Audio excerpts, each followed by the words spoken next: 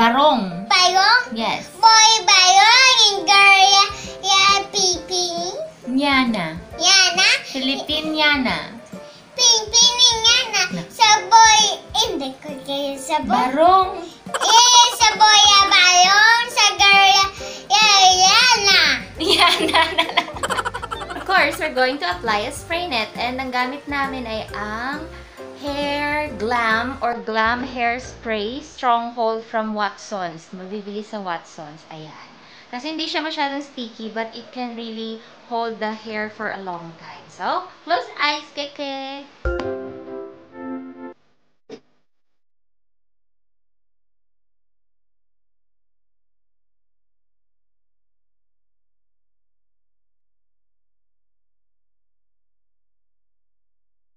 Hello! So, meron pa kaming natirang mga flowers sa kasal ng ate ko dati. So, we're just going to reuse this para sa hair ni Claire. Ayan. I put some already. Naks naman! Hindi kami nakapag-prepare masyado. So, we just have to use whatever we have.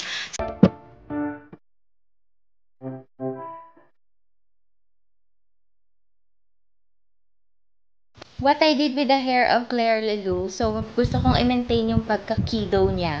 So, pigtail lang at saka French twist lang yung hair with spray net of course para it will hold for hours. And we're just going to add some hair accessories. So, we're just going to use the hair flowers. Let's see. How does it look like? Wow. Turn to the right. Wow. Turn to the left. Wow. Okay, let's finish your dress, okay? Oh, you look beautiful. Ayan, so it's 7:45 and even though I have work later in the afternoon, I will make time for school activities kasi I will encourage parents to do so kasi it is, how do you say it? It is part of the learning process. You have to be there for your kids with the school. You have to be cooperative with the school. So make time for school activities and it will boost actually the confidence of your kids to whatever activities they do at school when they have someone that watches them and support them. So when you're a mom, English, when you're a nanay, it's like you're doing everything. So if you can make the dress, you could be the dressmaker, you could be the hairdresser, you could be the makeup artist. I'm going to put you lipstick and blush on, okay?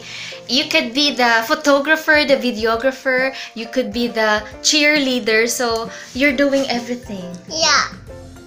Oh. My God, ito isa-share ko. Tingnan nyo. Ayan, nakita siya ni Lola niya na ganyan. Sabi ni Lola, may kulang daw. Nilagyan ni Lola ng accessories, ng necklace. Tingnan nyo naman ang nilagay nila.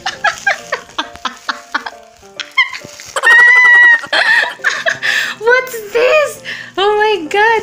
Lola is very resourceful. Yung, anong tawag dito sa Tagalog? Nakalimutan ko. Ayan, oh. Ano ba, Keke? What happened to you?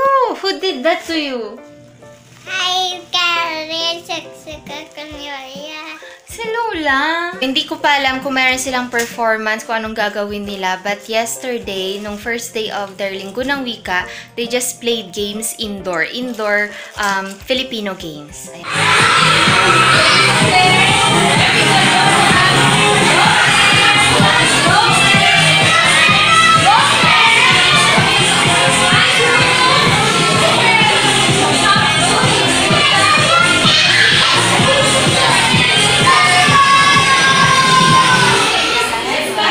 So let's go, Claire. You ready?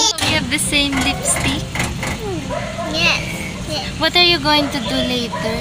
I'm going to dance and shoes. Dance? Dance, yeah. If you're going to dance, you dance well, okay? I will take your video, okay? Okay. Let's go. Let's go. Come on.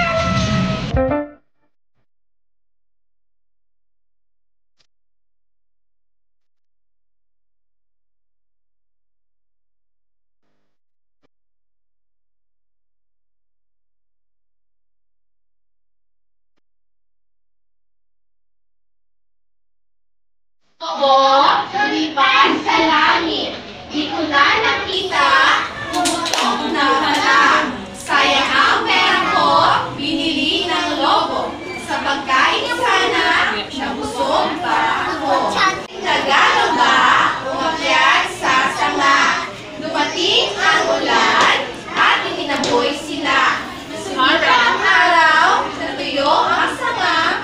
Ang maliit na gagamba, umakyat sa sanga.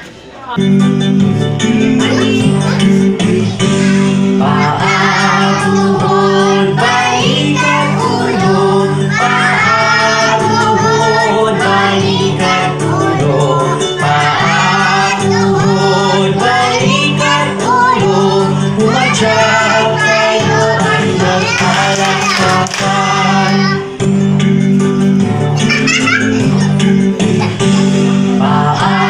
Paatuhod, balikat ulo. Paatuhod, balikat ulo. Paatuhod, balikat ulo. Umadyak kayo at magpalakpakan.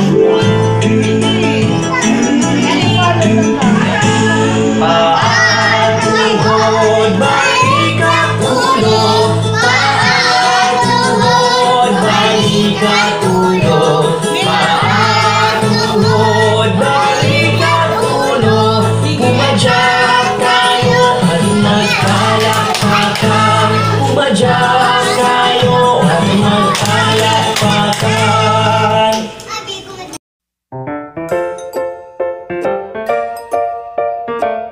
Pilipinas. Pakita mo flag.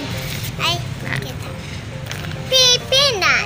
It's Filipinas. So hopefully, as we progress to a modern society, wag po nating kalimutan ang ating kultura ng mga Pilipino. Because it's Yes. buwan ng wika. Bueno, weekend.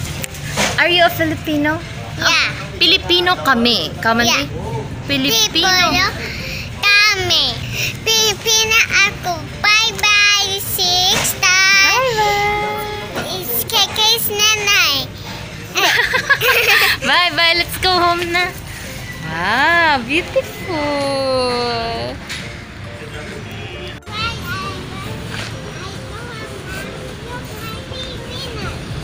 Baliskad. It's blue na. Ay. Pilipinas. Filipinas.